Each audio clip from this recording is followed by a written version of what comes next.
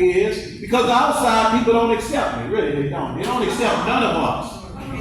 And what I've learned through this campaign is that we can help other people get elected in office, but they will not help us. That don't make them mean people.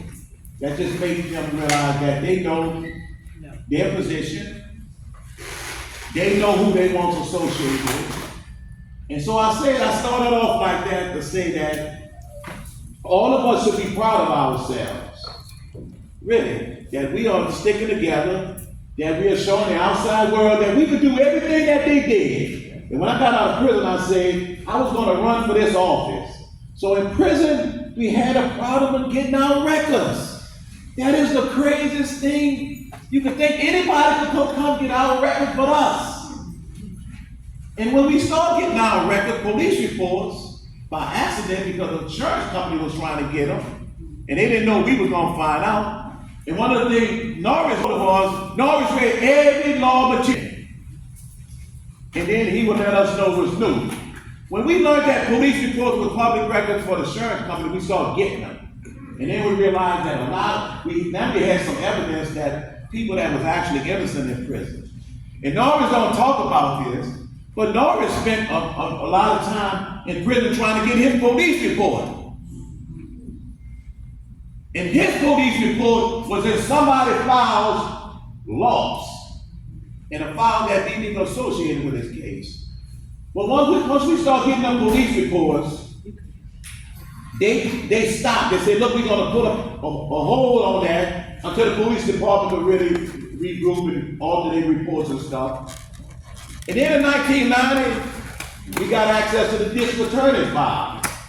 Bingo, lots of people innocent. It showed that the government in New Orleans, I'm not talking about other parishes, I'm talking about this parish right here in New Orleans, was holding evidence from us and our lawyers. At the same time, they enacted a law that was going to bar all of us out of court. They gave us a 1-year time limitation, and here we still struggling for our record. So what we did collectively is went to the wall and said, look, these people passed the law going to keep all of us in prison for the rest of our life. And that board said, look, I'm not going to have it on my watch. And he allowed us to shut the whole prison down, and we met everybody day and night.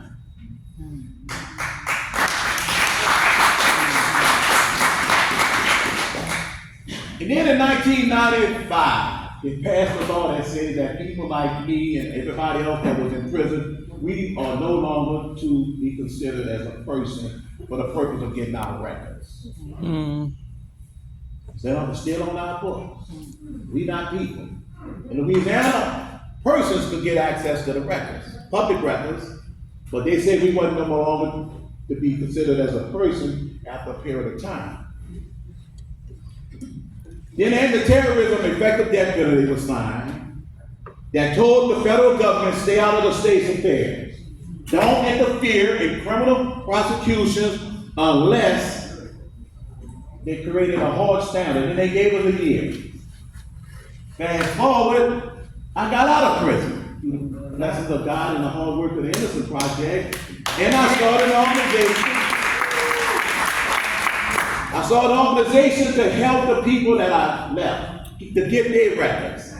I always say one of the proudest moments when I got out, I always, fancy words, you learn these big words when you got a scanner. And I used to bring my scanner to the DA file, but it wasn't a scanner, it was my printer. And I used to catch the bus and actually go to the DA's office, and I would scan people's records. And I know the people in the DA's office say, this man would be crazy. He just sit here all the time, he just scanning these records, old records. And I would send them to the guys in prison. But then I used to try to go get the records from the courts. And I thought we had a difficult time from the inside getting it, but people on the outside was having a difficult time, and I was having a difficult time. And I'm telling y'all this story so y'all know why I'm running, why I want to change the law. And I don't never want to sound like a politician. This is no job for me. This is a personal thing because I know it happened to me, and I don't want it to happen to anybody else. So as I was trying to get other people's records, I couldn't get them. And I said, whenever this position become open, I'm gonna run. But I had to prove myself. I could show the world that I was qualified. I didn't never want nobody to say, you didn't go to college, Calvin. We put the hard work in. You didn't go to law school, Calvin. So I got my paralegal certificate from Tulane, associate degree in paralegal studies from Tulane, a bachelor's degree from Tulane University, and at the age of 57, during the pandemic, I was crazy enough to go to law school. Calvin! Because I never wanted somebody to say I wasn't qualified. And I know I keep hearing these people talking about, well, what makes you qualified, Calvin? I'm telling you what makes you qualified. Going, being affected by it, and saying I'm gonna go through y'all rules, I'm gonna do everything you all doing in life, and then that's what makes me qualified. My personal experience makes me passionate about making sure it runs perfectly. So, I graduated when I got my JD, 60 years old. I just got a honorary degree from Loyola. I was a commissioner speaker. There you go. When I came home, I started up again, going to get breakfast. And when they see me, they always say, here you come again, here you come, here you come. And I always say, as long as you're looking at me like that, I'm doing my job. I'm fulfilling my obligation. If you smiling at me, something is wrong. You're supposed to frown up at me because I'm going to send you in that basement. I know it's hot, and I don't care. Go get them records. Go get them. Fast forward, my book was published, and I had my book release on a Thursday. And I had a friend, Bessie, she came to town, and me and Norris, her and her husband would come and visit us. And I brought her here to see what Norris has created. And while Norris was giving her the tour, me and some other fellas, we was downstairs in the room talking about Jesse Cage was there, a few other people was there. I can't think of everybody's name, I'm getting old. And I said, man, whenever this position come open, I'm running. And Renard said, Calvin is open. I said, what? He said, man, today's the deadline. And I said, man, when the position come open again? I'm hoping he's gonna say I can hear. And then Norris came downstairs and said, Calvin, man, I forgot to tell you. The clerk position is open. You want to do it? I said, let's do it. Yay! We all drove, we drove to the courthouse. I got a picture. I think this is the best picture in the world that I got. And we got to the court, we had our money, $200, and when we got there, they said, no. I had like $500. So we started hustling the money. Like Ronald had 10. I think I had like $3. Always had 5. And we hustled in front of those people. We did it in front of them. We didn't hide. We didn't go, if you got $20. No, we did it in front of them. And we qualified. Yay!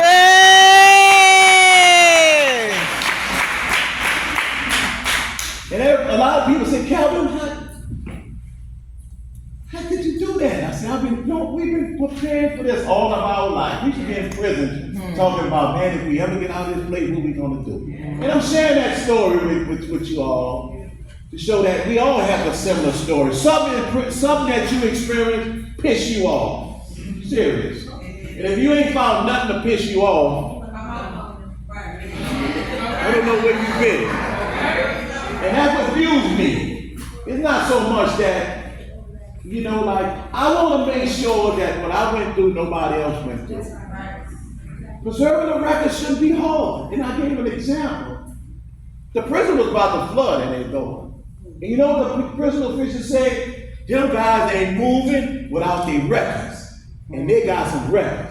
So they made sure that we were able to show our records in the courthouse. Now, that's in prison. But out here, we learned that recently that our records was being thrown away in the landfill. And what that means is that people in prison cannot carry their burden of proof to show they won't have the documentation to prove that they wasn't afforded a fair trial, and they would die in prison. And then when it comes out, it's like, it's not my fault. They didn't give me the money. And I'm like, go pick up cans, go cut grass, do something to get the money. But that couldn't happen because that system on 2 Lane and Broad, the clerk of court office, just never had to face or meet people where that stuff that really affected. I'm quite sure the first person that they have met that not fulfilling their duties as affected. And now they are learning that is a serious job. So not only do I want to make sure that the records are properly preserved, I want to make sure that the evidence is properly preserved. When a crime happened, they have the evidence to prove who committed the crime. And the wrong person get convicted, and 20 years later, some accidentally finds the record, tested DNA, and it proves that the person in prison should have been in prison for 20, 30, 40 years. Wow. The third thing that office do that's really responsible, and a lot of people don't know, is the voting. That office is responsible for the voting machine. You got to certify the count on the machine. I don't know exactly how they do it, but that office is responsible for that. I don't see that being a job that somebody would not want to do well. I don't see it.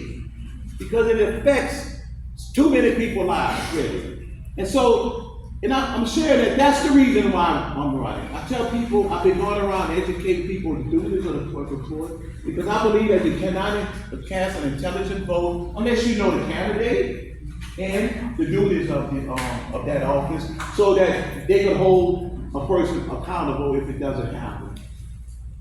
I'm very long-winded, but I wanted to give y'all the background of my life in prison. Why I do what I do. I wanted to say that each one of you all got some issue in you all life that pisses you all off, and that y'all quite sure that you all are doing it, and we can encourage other people. But us sticking together, you all coming really to this city, the incarceration capital of the world is Louisiana, and most of the people that's been incarcerated come from this city. And the sad part is when they get us, they don't want to let us go, and now they are destroying the records. During the debate, I always forgot to say that I got more records scanned on a flash drive than that office got. Seriously. But I've been doing this since I come home. But I forgot to say that. So I'm not going to keep you all. I'm very appreciative that you all come. And what that does, I'm going to tell you what it does for this city. If you all could come from Atlanta, Chicago, if y'all would come from that long distance, Pilot. to come here to make sure our liberties are protected, and that we get a amendment on our charter that says you can't discriminate against people like us just because we've been to prison. And this is one city should never discriminate. They know that a lot of us got sent to prison just for money, but to create jobs. So they should, but you all come from that far away. What that's going to tell the people that's here, that's not involved in this struggle with us, that if people could come from afar, and we just right around the corner. Every month, this room should be packed. And when they see that you all came before, they're going to say, something, I could do the same. Yes. And so I'm very appreciative that you all come. And it blesses my heart. It really does. It kind of reminds me of when we was on the inside, and I know none of us come on the inside, how we stuck together. If we could stick together in there, we could stick together in here. But I want to tell you, we have to choice because they are never going to accept us, I'm telling you. They're never going to say, something, you are my equal. I'm not bragging. I don't know too many people that got 2 law degrees. Really, I don't. But they won't accept us, which is fine. And I'm saying that to say that the same way that we stuck together in there, we could stick together out here. When we was in prison, they had a guy from Texas, and I'm gonna end with this. This guy, we was here organization.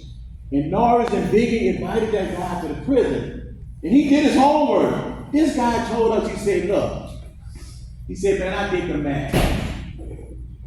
Y'all supposed to be saying who y'all next governor gonna be.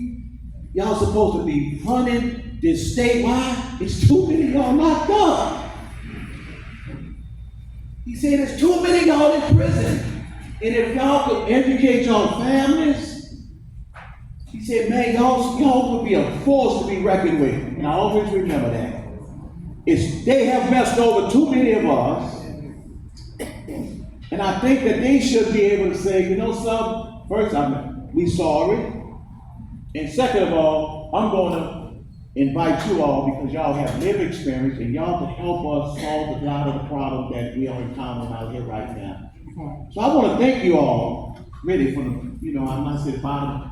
It really blesses me because I never dreamed that people, I know Norris, I know the boat went to other places. I can see me going to Florida, I can see me going to Georgia, but I can't see me coming here to this place where they lock up us like it ain't nothing like it's. But you all came to this place, and that means a lot.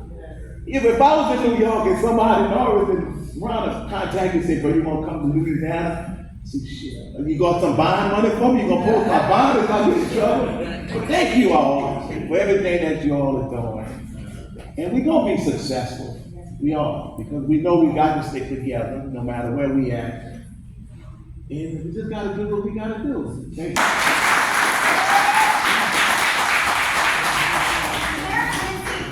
Ordered some food from Kentucky. Quincy ordered food from Kentucky.